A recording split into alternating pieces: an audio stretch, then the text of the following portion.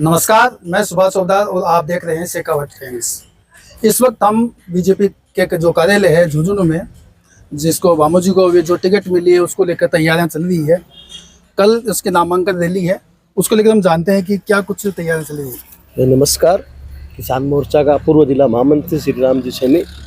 कल की तैयारी हमारी है, सभी वार्डों के मायने सभी विधानसभा के अंदर प्रत्येक ढाणी से, गांव से, लेन से कम 35-40 हज़ार की व्यवस्था की गई है। वहाँ पर हमारे राजस्थान के मुख्यमंत्री भजन लाल जी आ रहे हैं और सभी हम ये संकल्प लेके जा रहे हैं गाँवों से, शहर से, सब कि झुंझुनू विधानसभा में सन 1996 में हम मूल सिंह जी डॉक्टर जी को भारी मतों से चुनाव जिताया था और वही चुनाव आज है। तो हम राजेंद्र जी भामू जी को कम से कम 21,000 वोटों की लीड से हम चुनाव जिताएंगे। सभी वार्डों में हमारी तैयारी चल रही है और सभी विधानसभा में जितनी भी डाणी है, ग्रामीण सब में तैयारी चल रही है और मैं दावा के साथ कह सकता हूँ भामू जी 21,000 वोटों से चुनाव जीतेगा। बार तो आमने सामने की टक्कर रहेगी। नहीं, अब कल टक्कर में कोई है ही नहीं है, बताओ। अब कल कांग्रेस का भी पार्टियां साफ है, क्योंकि एक ही परिवार ने 75 साल यहाँ पर राज किया, हमारे झुंझुनू को नरक में लाकर डाल दिया। झुंझुनू विधानसभा को नरक में घेर दिया। एक ही परिवार ने एमपी के थे बाप बेटी, एमपी के थे बेटो एमपी, पोता का नंबर आ गया।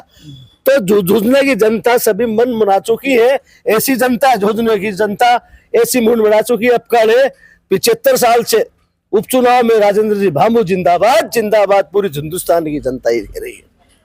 जय हिंद, जय भारत। अभी आपके सामने लगभग सारे प्रश्न हो चुके हैं और ये तो जीत तो ताकत रहेगी। नहीं, पस्त तो कोई होता ही नहीं, पस्त का तो कोई विषय नहीं है। चुनाव है, बहुत सौहार्द वातावरण में लड़ा जा रहा है और ऐसा भी हमारा कोई अनुमान नहीं है, लेकिन जनता का जो जोश और सकारात्मक जो लहर चल रही है, लहर तो अच्छी, उससे बिल्कुल हम आशान्वित हैं कि झुंझुनू विधानसभा में भारतीय जनता पार्टी भारी मतों से विजयी होने वाली है। कल की जो रैली है उसको लेकर जो तैयारियां चल रही है, कल के लिए सभी पार्टी के संगठन के छोटे से छोटे कार्यकर्ता लेकर पूरा संगठन मुस्तैदी से लगा हुआ है। हर बूथ पर कार्यकर्ता है और बहुत सफल रैली होगी कल, बहुत ऐतिहासिक होने वाली है। सीएम साहब भी रहेंगे यहाँ, केंद्र से कानून मंत्री अर्जुन जी मेघवाल भी रहेंगे, माननीय मदन जी राठौड़ प्रदेशाध्यक्ष भी रहेंगे। तो हमारे बड़े नेताओं के प्रति भी लोगों का बड़ा उत्साह है, बहुत ऐतिहासिक होने वाली है। बीजेपी जीतेगी। हम तो चाहते हैं तहे दिल से कि मोदी को सपोर्ट करो और हिंदुत्व को बढ़ावा दो। क्या लगता है ये कांग्रेस और बीजेपी में कांटे की टक्कर रहेगी? कांटे की टक्कर तो है, लेकिन अभी एक भामू जी अकेले होने की वजह से होप बढ़ती है। और अगर भामू जी जीतते हैं तो लगभग कितने वोटों को मानते हैं आप जीतेंगे? हम देखते हैं ज़्यादा भी नहीं तो 20-30 हज़ार से तो लगभग होना ही चाहिए। हमारा अनुमान तो यही है। अगर बबलू बैठ जाता है, कोई विश्वासघात नहीं होता है, तो हमारा तो ये अंदाजा है कम से कम 30,000 से तो जीतेगा ही। और हम तो यही चाहते हैं कि साहब खूब फले फूले और मोदी का, योगी का जोड़ी सलामत रहे, हिंदुत्व का बढ़ावा मिले। Thank you. कल नामांकन दाखिल होने वाला है और लोगों में काफी उत्साह भी है, क्योंकि आमने सामने की अब टक्कर है कांग्रेस और बीजेपी। आपको क्या लगता है? बीजेपी की जीत सुनिश्चित है। बीजेपी किसी भी कीमत पर हारने वाली नहीं है, क्योंकि बीजेपी ग्राउंड लेवल पे काम करती है, हवा में बात नहीं करती है। और कांग्रेस का आपको बताऊं कि औठा दिन इसलिए समझते हैं कि मुसलमानों को आज तक टिकट नहीं दिया है और मुसलमानों को टिकट देना चाहिए, और मुसलमानों को टिकट देंगे तो बीजेपी की जीत आसान हो जाएगी, खूब आसान हो जाएगी। और अगर कोई भी आदमी अपने दिमाग में 2% का कणों का रखता है, उसको बीजेपी का साथ देना चाहिए, क्योंकि इसने सनातन धर्म को, हिंदुस्तान को, हिंदुत्व को, भारत को बचाया। बीजेपी जीतेगी, बीजेपी जीतेगी। वो इतने 15 साल से लगातार ये चल रहा है कि बीजेपी आपस में लड़ रही है। अभी फिलहाल सारी बीजेपी एक नजर आ रही है। क्या लगता है? इसी से विजय होगी। विजय होगी। वोट हमें सस्ती बिकती है। बबलू और राजेंद्र भामू के वोट होने की वजह से हारी भी, इसलिए बीजेपी पीछे चली गई। अब एकता है, एकता संगठन मजबूत है, बीजेपी जीतेगी। अगर बीजेपी जीतती है तो कितने वोटों को लगभग मानते हो आप जीत? बीजेपी अगर जीतती है तो मैं 50,000 वोट से ऊपर मानता हूँ। 50,000 वोट कम से कम, 50,000 वोट से जीतेगी। क्योंकि लगातार आप देख रहे हैं कि नजर को ओला परिवार का ही वर्चस्व रहा है। ओड़ा का परिवार का इसलिए रहा है कि इन लोगों में फूट थी, 5-5, 7-7 आदमी एक ही पार्टी खड़े हो जाने से और इनकी फूट थी, बीजेपी का वोट बिखर जाता, इसलिए ओड़ा परिवार जीतता रहा। और दूसरों मेन एक कारण ये भी हो कि मोमडन्स वगैरह है ना, ये चाहे कोई आदमी हो कितना अच्छा काम करे, विकास करे, ये हाथ को वोट देते हैं। ये कारण था, इनका और भी बुरी तरह आने का चांस है। कारण कि मोमडन्स भी कुछ आज कांग्रेस के खिलाफ चल रहे हैं, अपना नया उम्मीदवार खड़ा है, अमीर नाम का एक सरपंच है, शायद वोट उनको देंगे मोमडन्स।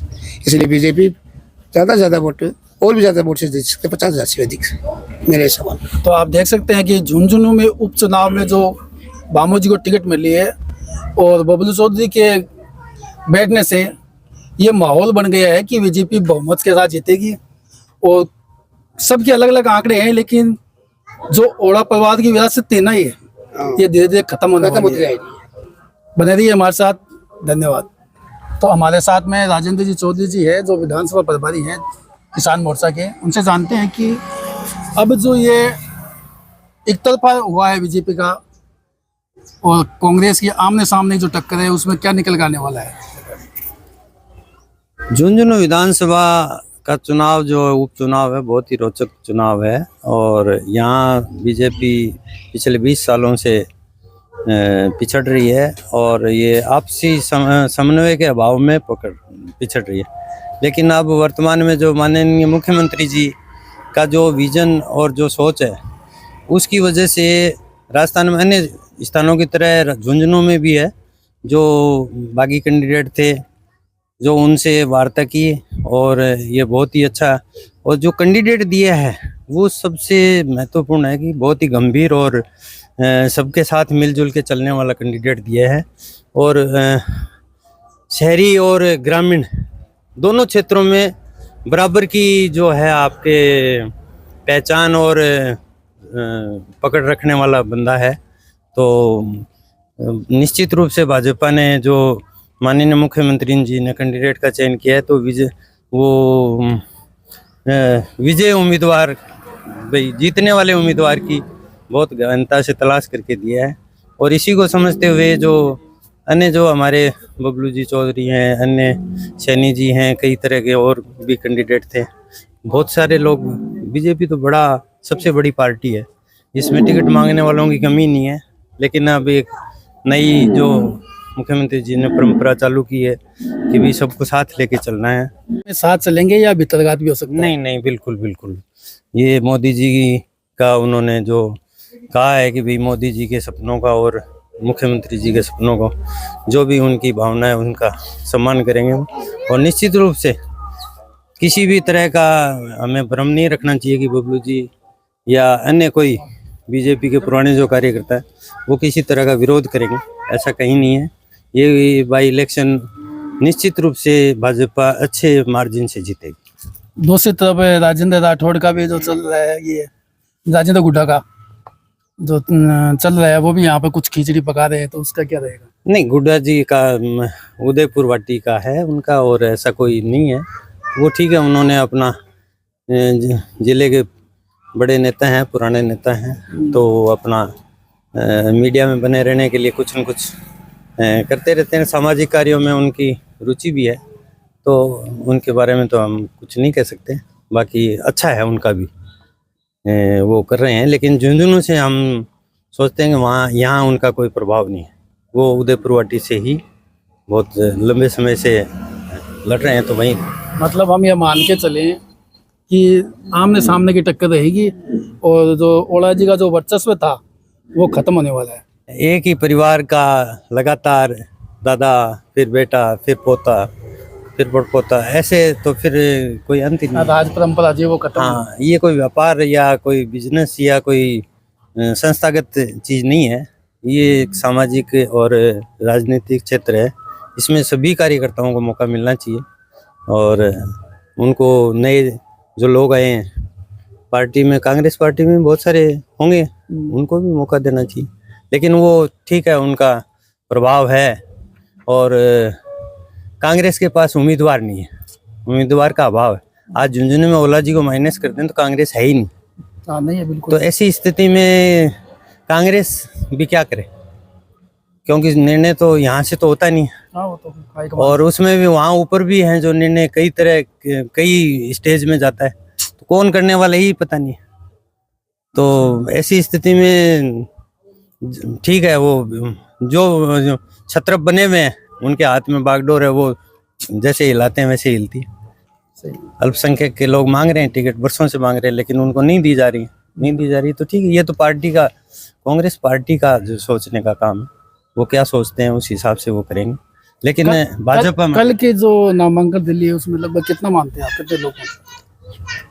कल की नामांकन रैली में कम से कम 40-50 हजार लोग, महिलाएं पुरुष बराबर। महिलाओं का बड़ा इसमें विशेष तौर से, अभी जैसे अमृता देवी वृक्ष जो कथा का आयोजन किया था उसमें भामू जी के सौजन्य से हुआ था, उसमें हजारों क्या आपके 20 से 25 हजार महिलाओं को वृक्ष वितरण किए। वो घर घर में जो वृक्ष पहुंचे हैं तो वो बहुत पुण्य का काम हुआ है। और उसी तरह से भाजपा है जो झुंझुनू में एक वृक्ष बनेगी, इसमें कोई दो राय नहीं।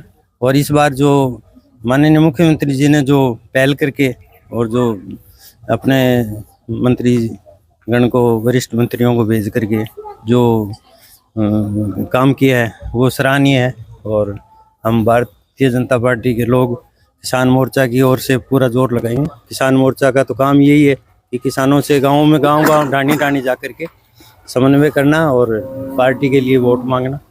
और हम लगातार मीटिंगें कर रहे हैं, हमारे 5 मंडल हैं, 5 मंडलों में मीटिंगें करेंगे। कल की नामांकन रैली में कौन कौन पहुंचने वाले हैं? बड़े बड़े नेता माननीय मुख्यमंत्री जी आ रहे हैं तो सभी आ रहे हैं, सारे पहुंचेंगे। सभी आएंगे, इसमें तो कोई मुख्यमंत्री से बात उससे सारे आ फिर आगे गिनती करने की जरूरत नहीं।